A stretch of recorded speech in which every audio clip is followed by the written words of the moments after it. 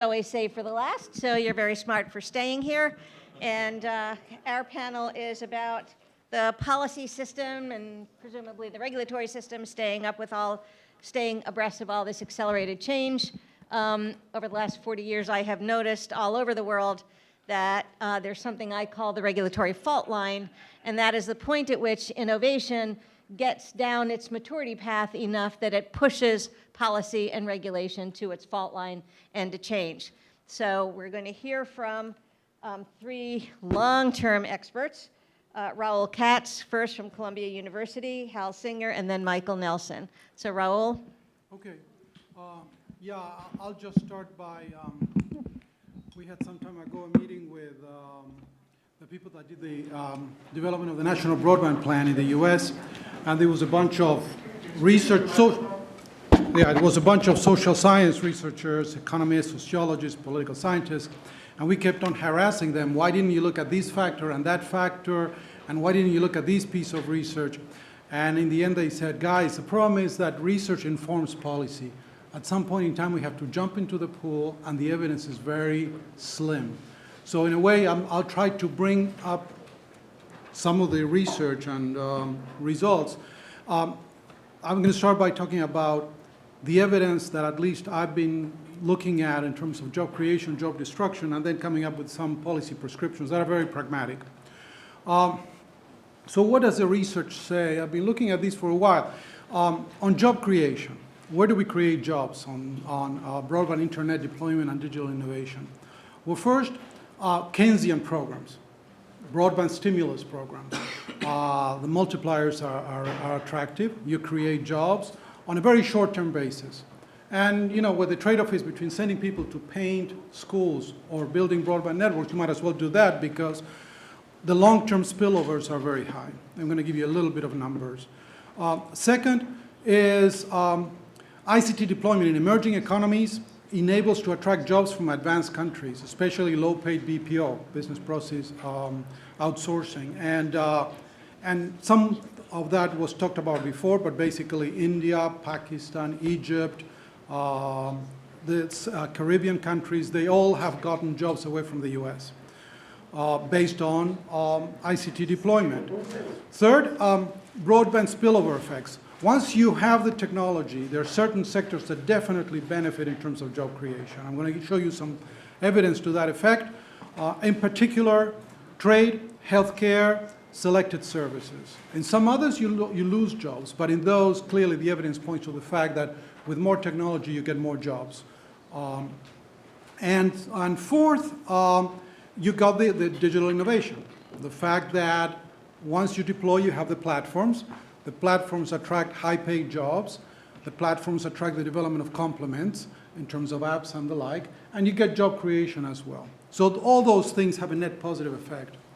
On the job destruction or disappearing of jobs, low-paid outsourced jobs is the other side of the coin of what I mentioned before. The labor-intensive sectors like tourism, you have strong capital labor substitution. Basically, you get job losses just because you get, replacement of workers. And then you get the hollowing out of rural geographies, which is a bit of a problem from a policy standpoint. Basically, what you have, I'm going to show you data to the effect that with productivity enhancements and innovation in the metropolitan areas, you get a lot of job creation, but at the same time, you get quite a bit of job losses on rural to urban migrations, and therefore, in that case, you get job losses on rural areas. What I call sort of like the donut effect, the periphery job losses. On the first one, on the job creation, basically network construction effects. And this is important because if you want to get a boost on job creation, and this was very popular in 2008 with the crisis, basically you get a lot of direct jobs, telecoms, construction workers, civil and radio frequency engineers, all the suppliers to the telecom industry and the services as well. You get a nice big of a boost. And when you look at some of the numbers of some of the stimulus jobs, and you focus on the multipliers, here the type 1 and type 2 in terms of direct to induced, direct and indirect, those are quite healthy. So if you want to get a short-term impact, You put money to deploying broadband internet, and you immediately are going to get a boost from job creation. Jonathan knows some of these numbers because he worked on the United Kingdom one. He remembers that. But then you get on the spillovers. Once you get the networks, what do you do with those? And the problem is that, and it pulls back to the fact that the evidence is mixed, and you have multiple effects. On one hand, you have the productivity improvements, of which we have talked quite a bit. Then you get the innovation effects in terms of you have the platforms and all the digital platforms and all the complements, and you get a booster for job creation. And then you get the value chain recomposition. Basically, the productive side of the economy starts getting things in a better way because they relocate functions by means of like getting close to the source of raw materials or the labor pools, and this enables quite a bit of a boost in that sense. But we don't have any way of measuring all these things independently. We have case studies, we have like maybe some selected models, and the reason why Robert Gordon cannot see them in the aggregate numbers, it goes back to the fact that we don't have an integrated model to measure all these things. That doesn't mean that they don't exist. It's just that, you know, we're advancing little by little. That's why I go back to the notion of research informs policy, because ultimately at some point in time, we would like to get the models, but on the other hand, we have to jump in the pool and do this because we know that these is going to create a boost in terms of job creation. Let me move to the next one, and this is where things start getting interesting. This is somewhat of a stylized way of showing what happens in a country when you divide the country in two areas. The ones that have high broadband penetration and the areas that have low broadband penetration. First time I looked at this, I found this in Germany. This was East Germany, the old East Germany, and this was the West Germany. And what we saw is that with broadband penetration, you immediately got a boost both in output and in job creation. On East Germany, you got job losses. So that was a problem. So how are we going to deal with these kind of a temporary effect of job losses because you have a capital labor substitution? We don't know whether it nets out, but obviously I think it does net out. But the problem is that from a social disruption, this was a big issue for us. We validated this kind of research in Germany, in the US, and we took Kentucky. Kentucky is good because, 1 minute, I just started.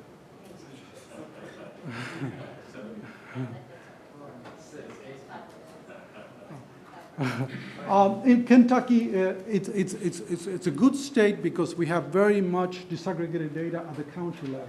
And what you see is that rural counties are losing jobs with the deployment of broadband. But metropolitan counties and the rural counties adjacent to metro counties, that's why we call it a donut effect, are gaining jobs. So you get sort of the metropolitan areas that are net gain of employment, while the rural areas are losing jobs. We pushed it further and we tried to understand in Kentucky what were the sectors that were actually gaining jobs. And our understanding was in both counties and rural counties, financial services and insurance, wholesale trade, health services. I'm not very much interested in financial services, but I was very much interested in health, because that created quite a bit of good deployment of health services in rural areas. So not only we created jobs, but we increased the delivery of public service in the rural areas. So these were the three sectors that we found effects, job effects or job gains. Then let's move to innovation. Well, innovation, yeah, clearly there are jobs, very high-paid jobs, but these are numbers. In the end, when we talk about these, we have to put numbers on the table. Google has 47,000 jobs worldwide, okay? Facebook, 9,000. Skype, 640. Now think about value creation. Think about the productivity of these employees. Twitter, 2,300. And then if I add all those, I get 68,000 jobs. Put LATAM aside, Latin America, this is part of a project that I'm doing on the digital economy in Latin America. The telecom carriers worldwide have, this is worldwide, 600,000 jobs. I mean, this is ITU data. God knows how much it is. The equipment manufacturer is 975,000. But nevertheless, you see sort of the range and the differences. I mean, we are creating jobs here, but where we're going to see the big effects are on the complements and on the spillovers. Essentially, the platforms, like Google or Facebook particularly, create a bunch of people that are deploying applications. We estimate roughly that programmers that develop apps for Facebook platforms are in the order of 150,000 worldwide. So it has nothing to do with the 9,000 Facebook employees. That's when you start seeing the effects. In addition to the fact that from Google, you get all the efficiencies driven by the digital advertising, which are some of the spillovers, which still haven't measured. So, some policy issues. I think that we have an issue on the rural areas, because we're losing jobs as a result of the deployment of broadband internet. And we have to, I think, that do conventional rural development programs to mitigate what I call the hollowing out effect. And that's a policy that we need to implement because the effects could be nauseous. Second, we need to do some reshaping of the training programs. And the more I'm looking at it, and we talked quite a bit in the last panel, I think that it's a three-tiered digital training program. I think that we need people that do digitization of production process, which is a very sort of like 2-year training or less, the developers of digital apps and platform development, and then the electrical engineers, computer science, machine learning people. And we have to think about these three trainings. What we are sometimes seeing it is more, and the last panel talked about it, is that we were very much focused on the last one, and we're overqualifying a workforce that doesn't necessarily need the kind of training to do the other two things. So what we have is shortfalls on the development of the first two tiers and overdevelopment of the electrical engineering computer science graduates, which we don't need. And we might not need, for instance, enough machine learning people. There are only like 30 programs in the US that are training machine learning people. And obviously Google Labs like sucks them all year after year, all the graduates. So we have a big need in that particular area. Other things that I see, the more I'm looking at the policy issue, which I think Atkinson mentioned it, I think that the most efficient countries that work on this digitization issue and job creation have centralized policy development processes. And when I mean policy development is, I'm going after some of the sort of like the mantras of independent regulator and different people doing ICT projects and training. The fact is that the most efficient ones, the ones that advance faster, are the ones that have 10 people that drive policies across the board, from education to security to industrial development. And clearly, we might not like the fact that China has 6 people in the central committee of the party that drive everything from Google censorship to Huawei policies. But the fact is that they are very efficient. What decentralization does is avoid redundant programs and frictional losses. The more I look at this, I see so much money being lost in terms of investment. Latin America alone is investing $20 billion in training ICT people and fostering R&D in the digital area. I don't know how much results do I see of those dollars. We have a bunch of coordination failures in terms of startups getting the right access to labor, capital, and technology. These coordination failures where the matching is not occurring as it does in Silicon Valley, but in other countries or in other regions of the US. We got a problem of venture capital investment, misspelled, but what is going on in the US and Israel has nothing to do with what's going on in the rest of the world in terms of critical mass. I mean, the rest of the world lacks critical mass in VC investment. And then we have a large failure rate and lack of scalability resources. I'm looking at this notion of, look at Wyra is an incubator from Telefonica. They looked at 26,000 startups, of which 1.6% actually were selected for incubation. And of those, only 6% access to private capital. So we got a big problem here.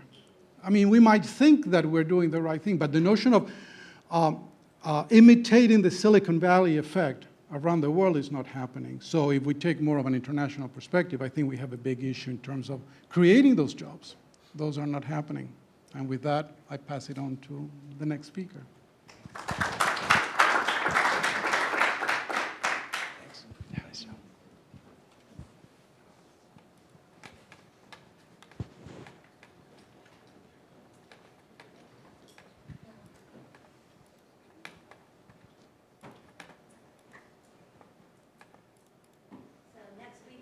Singer Economics Incorporated as soon as we get your slides up.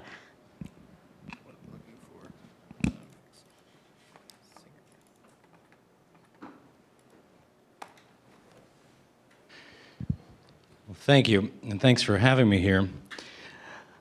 I want to tell you a bit about the research agenda that I have underway, and it concerns whether or not we can find an empirical link between high-speed broadband networks in a city or a county and trailing employment growth. The reason why this is a fascinating idea is that the debate, the policy debate that's swirling right now about whether a city needs a gigabit deployment, for example, is that it's going to bring tons and tons of jobs. But the debate is argued entirely on anecdotal terms right now. I'm thinking of Google's deployment in Kansas City, and there's an article in the Washington Post that cites firm after firm that has relocated to Kansas in order to take advantage of this amazing download and upload potential. And I was wondering, that's nice, but can we as economists say something more? Is it possible to actually correlate employment growth with these big, fast deployment data? And if so, what are the policy implications? And if we can't find any correlations, what are the policy implications? And at what speeds is it necessary in order to get these job effects? And is there a difference between a private network and a municipal-owned network? Raul went through these, so I don't have to go through it in any detail, but in the economic literature, there are two well-known job effects from investment. There are the total multiplier effects and the spillover effects. And there's a fairly large literature in the broadband area that seeks to estimate how big these effects are. And so on the direct effects, I've highlighted 4 studies. And it turns out they're fairly consistent in what they say about the direct effects from $1 million of investment in broadband. They roughly say that you'll get about 20 direct, indirect, and induced jobs.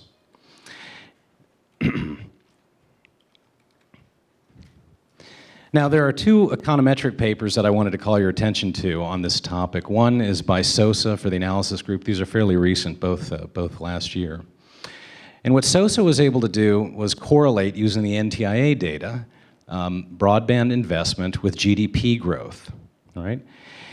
And Danian, I hope I'm pronouncing the last name right, at Mercatus, and this was in disclosure, it was a master's thesis at Mercatus this past year, looked at municipal investment in broadband. And what he found was interesting. He was able to correlate municipal investment with public sector employment growth, but he was not able to find a connection between municipal deployment and private sector growth.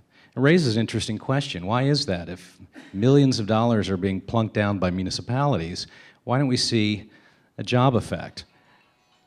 And then I thought, well, maybe that's not fair, because if we don't see it with private investment either, then maybe we're judging these municipalities a little too harshly. So that was the objective of my study. Quickly, on the spillover effects, as Raul pointed out, there's also a literature. And what folks have attempted to do is estimate what the added lift that you get on top of the direct jobs. And it turns out that you almost get 100% lift on top of the direct jobs. That is, what these guys are finding is that in addition to the 20 direct jobs you get, you'll get roughly another 20 jobs from spillover effects.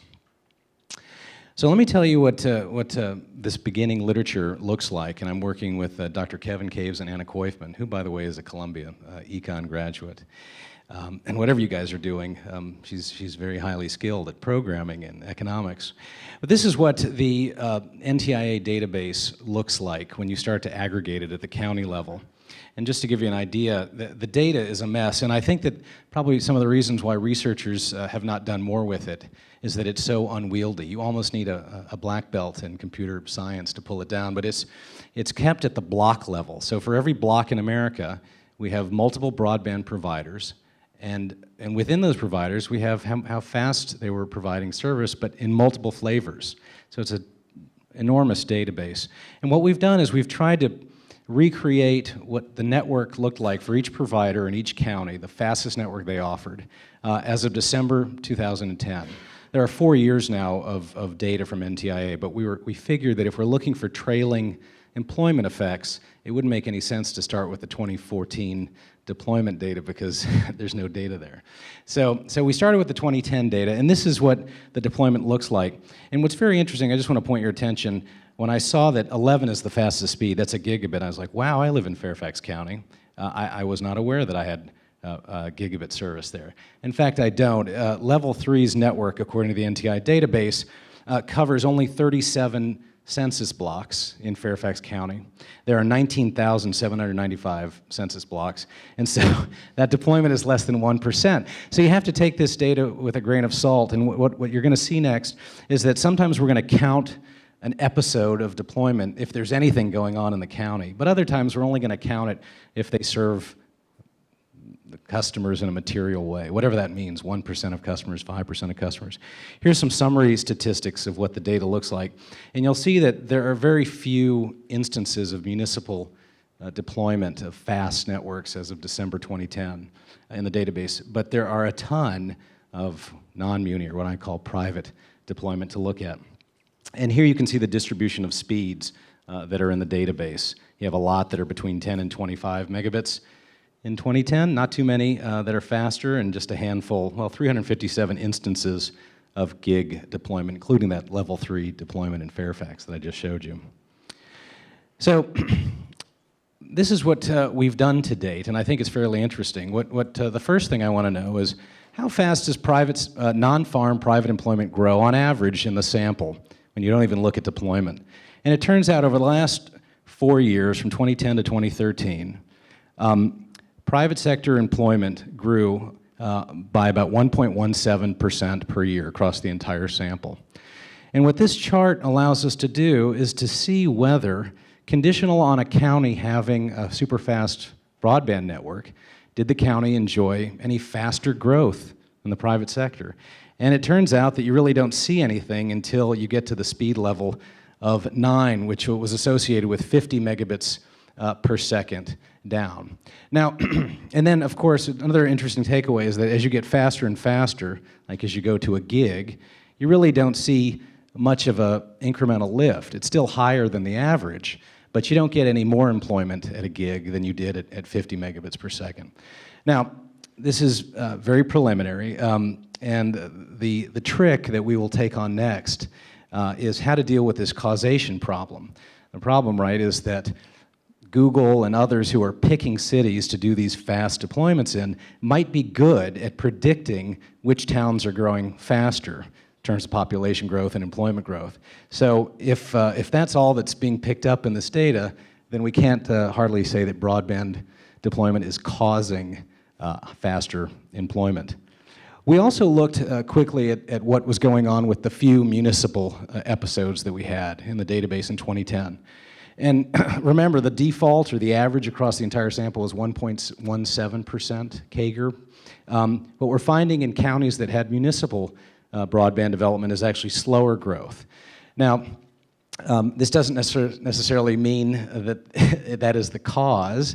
It's conceivable that municipalities that are feeling really desperate to figure out a way to jumpstart their economies are the ones who are getting into the broadband game, and so that's all that's being picked up. Again, it's an interesting causal story that we hope to disentangle with some fancy econometrics. And so in conclusion, I think there's a few policy implications here that I want to talk about. You know, the spillover literature shows that broadband is special. It's doing something not just in the telecom and information industry, but also in these ancillary industries. And so it should be encouraged. And I think what that means in terms of policy is that we should regulate it with a light touch. I think everybody probably knows I'm not a big fan of the Title II approach that was adopted by this FCC. It also suggests that there might even be a good basis for a subsidy for broadband. If there are spillovers, then we as a society ought to think about things like subsidies or tax credits for deployment in order to induce these companies to go even further out and to push their networks into rural areas. Finally, to the extent that these muni networks are not generating any lift for their cities, I think that the cities and municipalities and the states ought to be very careful about thinking about jumping in to the broadband game. These resources are scarce, And if they're being spent on broadband, that means they're not being spent in other areas that potentially will generate bigger lifts in productivity. Well, that's it. I appreciate it. Thanks a lot.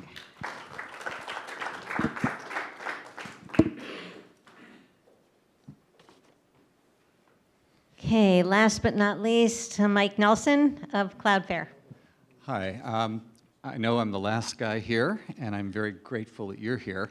I'm not using slides because I am the last guy here, and I knew that if I had slides, 2/3 of them would already have been used. So I'm going to do something very different.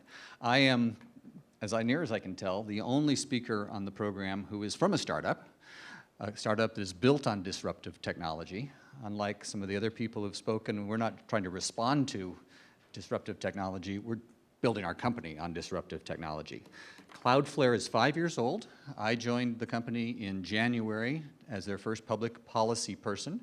We are now big enough that we run into public policy issues all around the world, and CloudFlare was smart enough to hire 2 of us, myself and Heather West from Google, to tackle some of the issues that we're running into.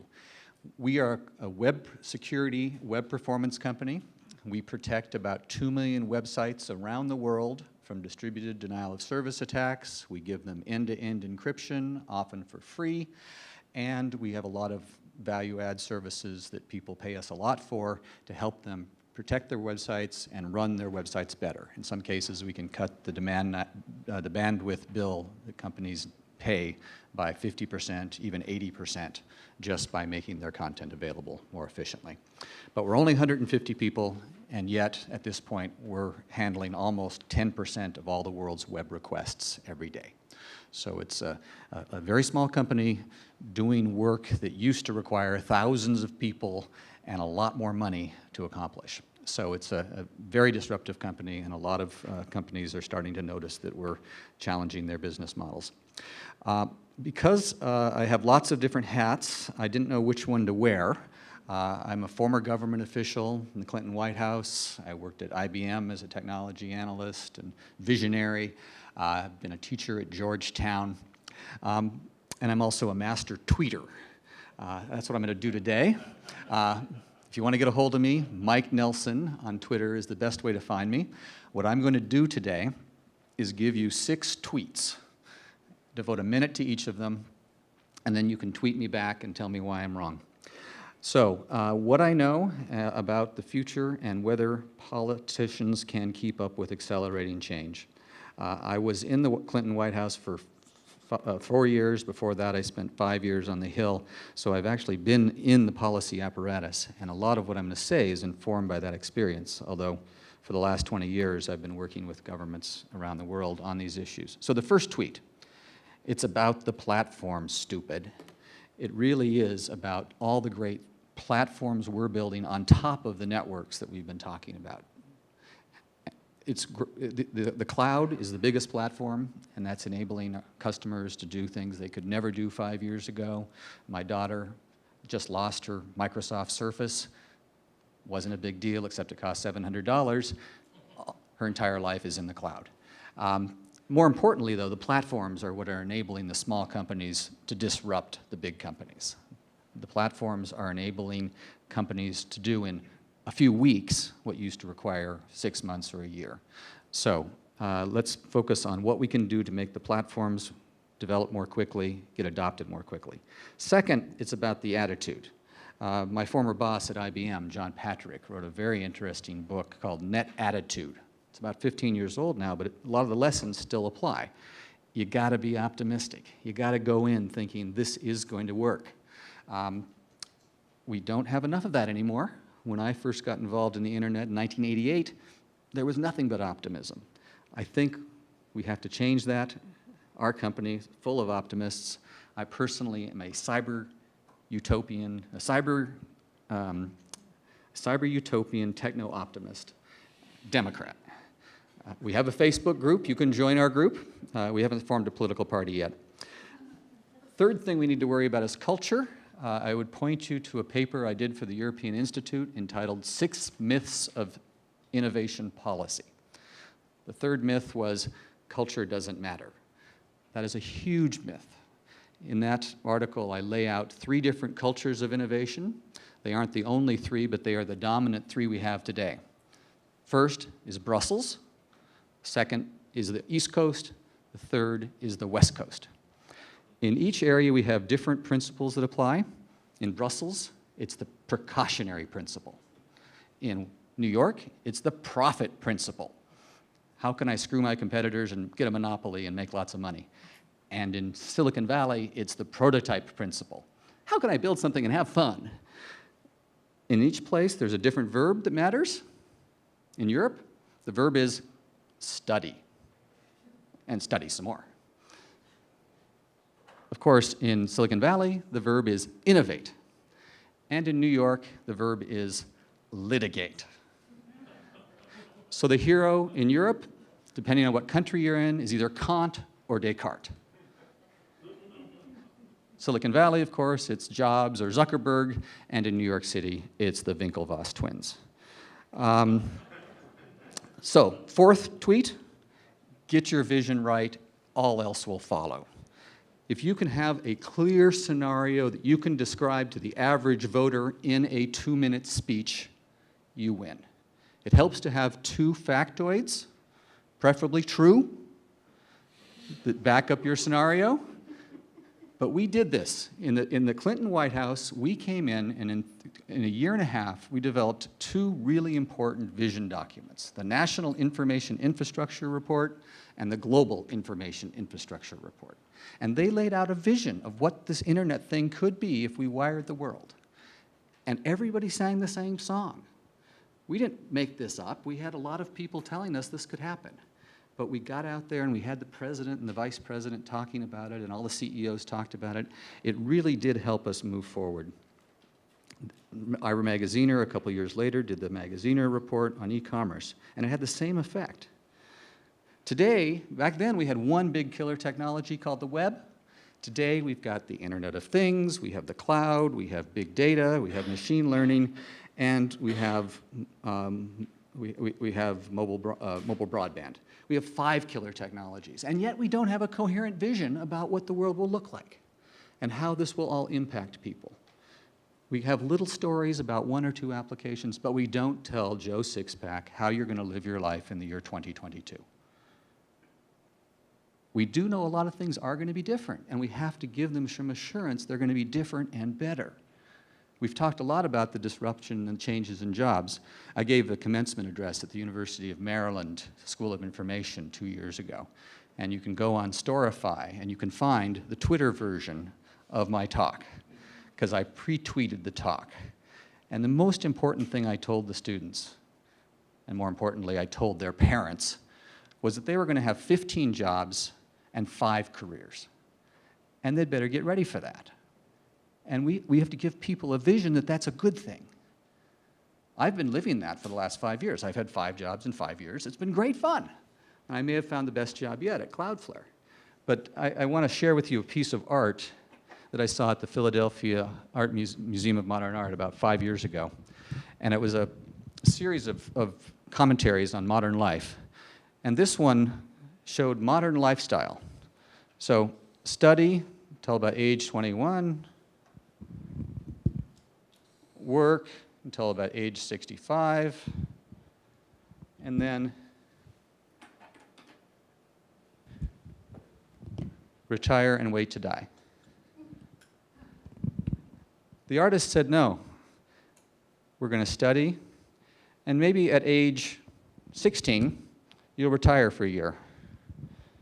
And then maybe you'll study for 2 years, or maybe you'll work for a couple years, and then you'll go back and study some more, and then you'll work some more, and then you'll retire for a couple years, and you'll study some more, and you'll probably work until you're 80, and then you might get to die. If we can give people a vision that looks like that and find a way that policy supports that, I think we can give people hope that disruption will not be a total disaster for them. But we have to give that vision. So the last point is on policy elephants, the policy barriers that stand in the way. We have got to get our hands around the big issues that are standing in the way of this global platform. We have to rethink privacy and public private, personal identifiable information in the cloud. We have to particularly rethink it for the Internet of Things. We certainly have to get cybersecurity right and stop having these arguments about encryption with backdoors. That's bananas.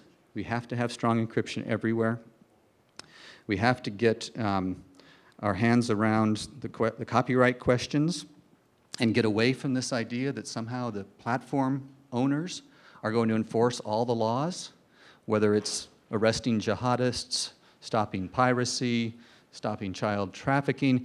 We're seeing laws all around the world that are telling cloud providers, Twitter, ISPs, they now have to enforce a whole host of laws that they're in no position to enforce. So let's get these policy elephants right. Let's face up to the fact that we have to make the technology easier to use and get the pieces together, and let's really build a movement. I could see in 2020 that this could be the core organizing principle of a campaign. You could actually see candidates, not like Lincoln Chaffee talking about the metric system being his #1 policy goal, but candidates standing up and saying, we have a new world coming. Gore and Clinton did this very well with the web, and they made it central to the reinventing government effort. But we've got more technology, more opportunities, more ways to restructure our economy than ever before, and nobody is grabbing this as their political banner. It's waiting for somebody to do that. So get the vision, get the factoids, get the tweets, and incredible things will happen. Again, Mike Nelson on Twitter, and happy to provide you with all the footnotes that I didn't provide you with in that very quick synopsis of what I'm thinking. Thank you.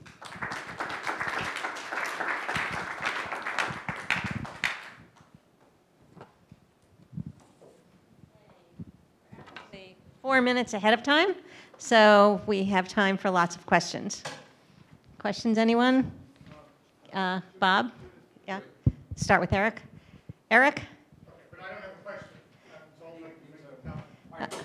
All right. You can make a comment. So I'm not an economist, but I spent 8 years as the president of a satellite company that manufactured geocom satellites and owned and operated satellites all around the world. Spent the last 8 years investing in both private and public high-tech companies. And I have a number of comments. I agree with everything Mike Nelson said, by the way. He was right on with regard to that. But from the first presentation on, there's been an enormous focus among the economists on labor. So it's 2-digit or 4-digit classification. It's questions about demographics, about geography, et cetera. Not enough focus on the technology. And it's not enough just to segregate the technology into automation and ICT. You have to look at the specific examples of what's going on in the technology. I think the 80-20 rule totally applies, and it's probably why the data shows there's very little impact on this technology. From my experience in business, 20% of the development work produced 80% of the increases in productivity. So you're including a large amount of investment in ICT that probably has very little impact, and it's hiding the effect of enormous impact by a small group within that. I agree completely with Bob Cohen's point, which I think was consistent with Mike Nelson, that this is a software-defined economy. So it's nice to measure broadband, and it's a useful thing, and that's what the economists can do. But I really think the future is going to be in what's happening with the software. And Bob Cohen identified some of the factors. I just want to point out a few. SaaS, that is software as a service, is allowing Moore's law to be applied to software where it never applied before. Moore's law only applied to hardware. And that is that the price and the capability of it doubled every 12 or 18 months. The price declined and the capability doubled every 12 to 18 months. That has not happened in software until very recently. Software costs have been enormously high, and it's the ability now to bring down software, what you need, when you need it, from the cloud, to pay by the drink, which has made an enormous impact and allowed small businesses and startups to participate in the software revolution when before they never could afford it. It's also given small companies, and someone alluded to this, broad access to capabilities that they never had before. I'll give you just one example. I mentioned this to someone else. Part of the revolution that is going in IT health today is not merely because the money's there and because people are focused on it.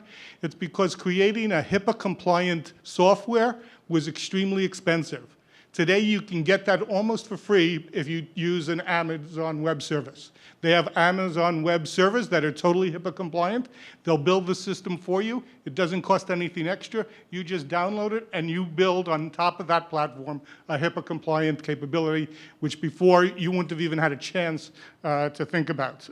Another example, I mean, these examples are so, you know, in niches.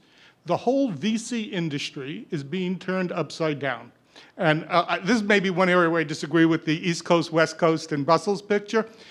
The West Coast is losing their monopoly over important VC because the software industry is allowing everybody who has a little bit of money and a little bit of smarts to basically get together in angel or seed funds through these syndicates where they can get access to small companies all over the country now are starting up.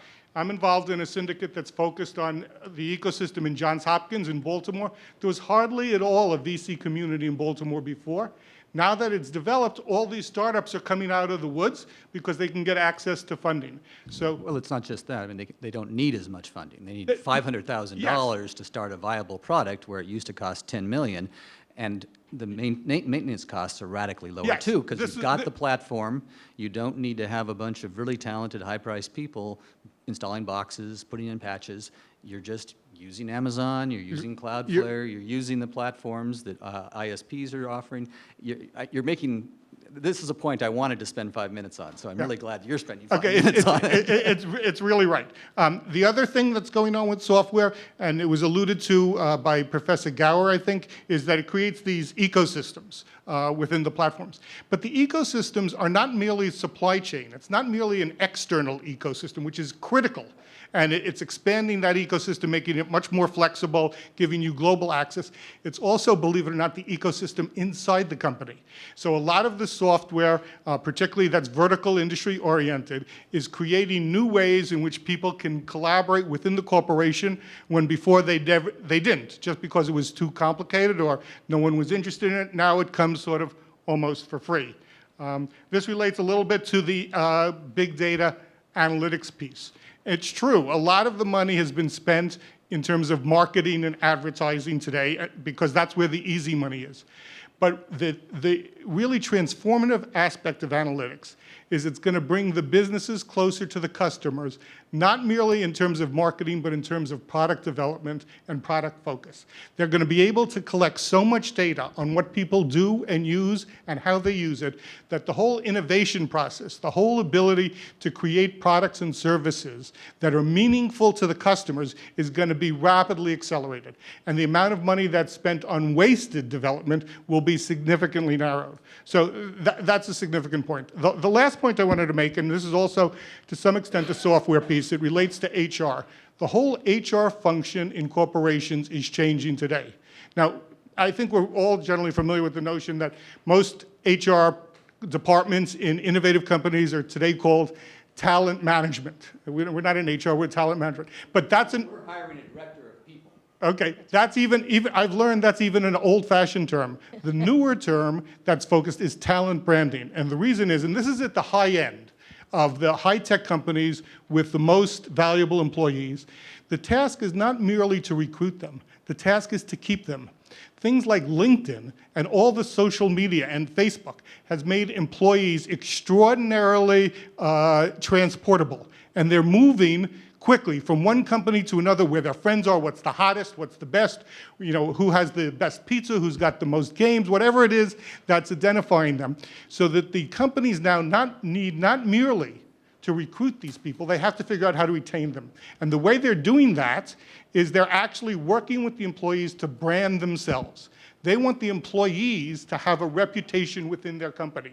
And they use social media to do this. So where before the focus was on everything is private, we got to maintain our IP, now these companies are encouraging employees to use their Twitter accounts, Snapchat, Facebook, whatever, to take pictures while they're working, to discuss what's going on. Now, they may not give them screenshots of the code in the software. There's still some pearls they're going to guide.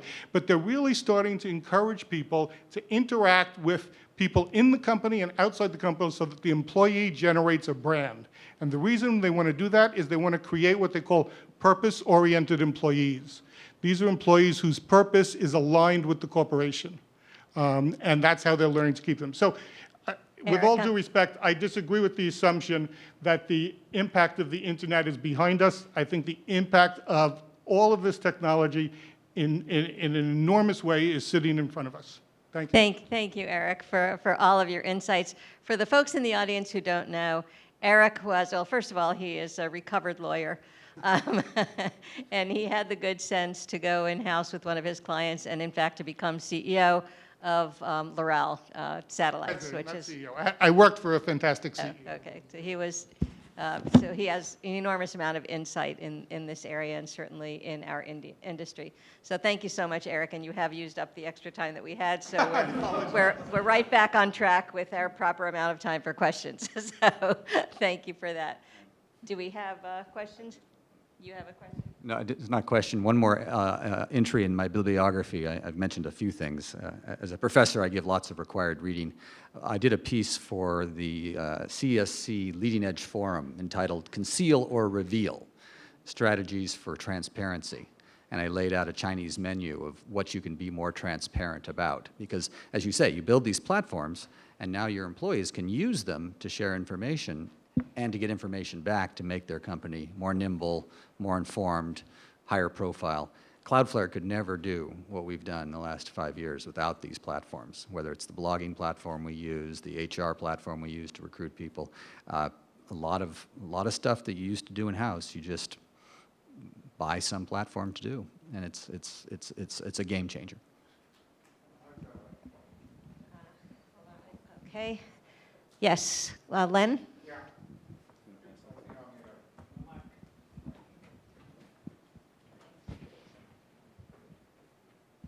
Mike, to ask a question of Mike. This is good. I'd like to challenge the idea that we actually want a new government policy. Are we sure about that? I mean, I think it was nice at the beginning to have, okay, well, here's the train we're on. But now, as you said, there's so many trains and so many different avenues we're going. What on earth could government add to this except detract? Well, part of it is knowing when to get out of the way.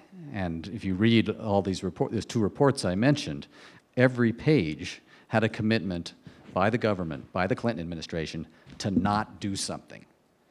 We pledged not to censor the internet. Now, we challenged the private sector to give parents tools to keep smut away from their 8-year-olds. But in every page, there were lots of rules, lots of commitments where we said we weren't going to do the European thing. We weren't going to write a privacy policy that everybody had to follow. But we challenged companies to come up with their own. We have this new world, the Internet of Things, the world of big data, machine learning. There's a whole lot of challenges there, and I believe technology is going to get us answers faster than policy. I love to point to some of the things that are coming out of Europe because they're taking the old approach. At one point, they heard about the Internet of Things and the sweater that would follow you as you walked down the street because it had a chip in it. Their solution was the right to the silence of the chips. They were going to dictate that every sensor had some switch that every consumer could turn off if they wanted to be sure that their sweater wasn't tracking them as they walked down the street. And it was just, it was so misguided. It was so single purpose, one size fits all, and so impractical. But somebody hit the idea. That was their answer. We're going to get back to questions. Thank you. Thank you for that. Could you please state your name, by the way, before you ask the question? Thank you. Marta Garcia Murillo from Syracuse University. So all of you were focusing on the infrastructure, the platform, and of course the focus of this gathering is about jobs, and some of you were kind of hesitant as to whether we should invest on infrastructure or not, given that it might have a negative impact or maybe a minimal impact.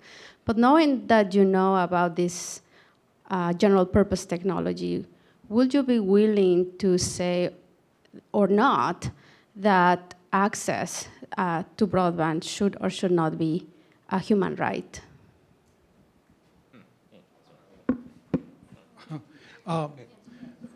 Yeah, no, it is, and the issue of inclusion is definitely important. In fact, one of the tools that we see to prevent some of the hollowing out in rural areas is to provide broadband in order to get them access to financial services, the opportunity to access retail channels, obviously the content and the like. But I don't know that we actually de-emphasize infrastructure. In fact, I think that Hal's point about the return to speed was important. I mean, there is more and more research that indicates that the fastest infrastructure that you're deploying, the higher impact you get in the economy in terms of growth, in terms of jobs. So, and I think his research is initially pointing to that effect. So I think that the infrastructure is still critical, and it's out there. It's just that, now we got to focus about like the spillovers, because that's the short term, but we need to look at it as the longer term. What do we want to do with it? I would actually change it around entirely. The Finns have written in their constitution the right to broadband, which to my mind is kind of boggling because you have to redefine what that means every 6 years. Much better, I think, would be the right not to be blocked from information. That actually has meaning. We have policies in governments around the world that are taking action. Censorship, in some cases, really misguided telecom policy that leads to very expensive infrastructure. That's what the right should be focused on, the right not to be hindered in your access to information, which is much broader than your access to bits. That was actually in the British Constitution way back when, and we adopted it in the United States a long time ago, and it's actually in the Zimbabwean Constitution, and I suspect in the Constitution of most of the British subjects, but it is the right of freedom of information. And so, yeah, that is the modern day version of that. And I think what you're suggesting maybe is that there be something more specific about that. But I am very curious as to whether the Finns have to redefine or reinterpret or keep their equivalent of the Supreme Court busy every year. Bob, did you have a question? Oh, you've got the microphone, okay. And Bob, do you want to, after that? I'm Mark Stallman, Center for the Study of Digital Life. What Mike brought in to the conversation here, it was politics. And we heard this very strongly from Jeff Sachs. Maybe year and a half ago, I presented a scenario to Andy Marshall, Office of Net Assessment, Pentagon, suggesting that the 2020 presidential election would no longer be dominated by television advertising. Do any of you see that as being likely, given the timing of what we're going through now? And what would have to happen for us to get to that point where we actually had an internet and not a television presidential election? I'm a physicist, not a political consultant, but you could argue that the 2008 campaign wasn't dominated by the internet, but it was determined by the internet. Barack Obama won the primary because he more effectively used the internet, particularly social media, and I don't think he would have beaten Hillary without that really effective community building campaign. And I suspect he probably would not have won the general election without the crowd making fun of his opponent, particularly his vice president. So I would say the dollars were spent on the television advertising, but there were huge changes that happened because of the internet in 2008. They're smart enough not to talk politics. Except to say the credit belongs to Saturday Night Live on that one. Any other questions? Bob, do you have a question? Yeah. You have 2 more minutes. One of the things that was mentioned here was this ability to really know your clients much better, correct, and then sell, and that's basically the Netflix story. And I think that contrary to what Bob Gordon said, that development of loyalty in the Netflix case really was an ability to enlarge the market, reduce churn, and make sure that the product, in this case a service, was really developed that fit the needs of the end users. And one of the questions is, how does this kind of new approach fit into the way we might develop policies, not so much to get out of the way, but also to encourage approaches like that, where people are more intelligent in the way they develop services?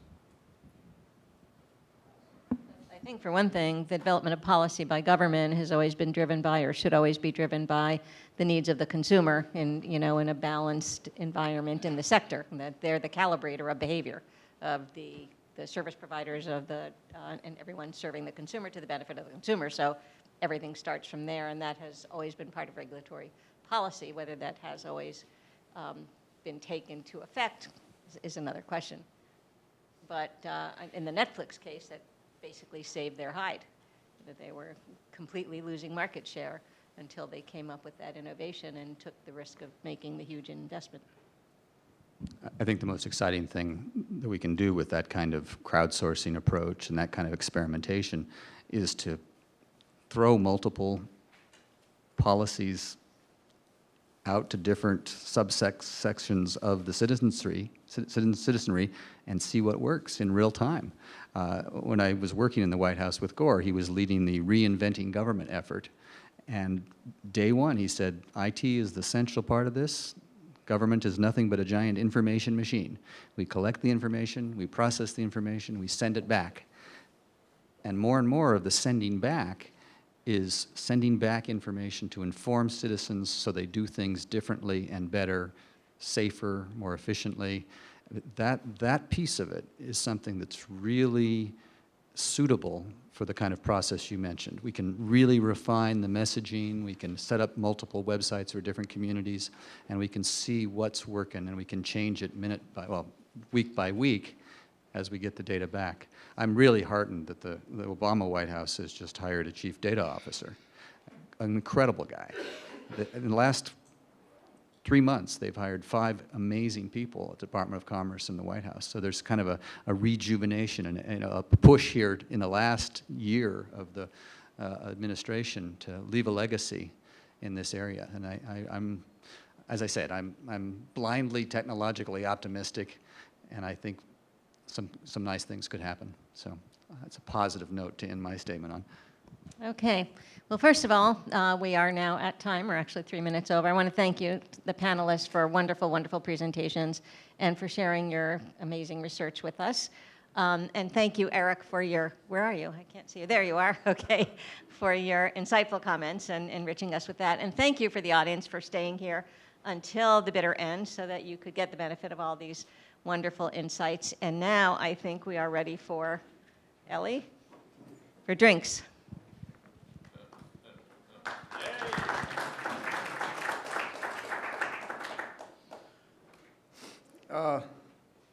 It is not my intention to stand in the way of drinks. So therefore, let me briefly thank very much the various people who have come here to listen, to speak, our honored guests and speakers. The presentations I thought were really terrific. From a scientific, academic perspective, interest, presentation style, informativeness, interdisciplinary aspects, so this was really good. I want to thank the moderators, such as Judith just now, for holding things together. I want to thank Jason Buckwitz,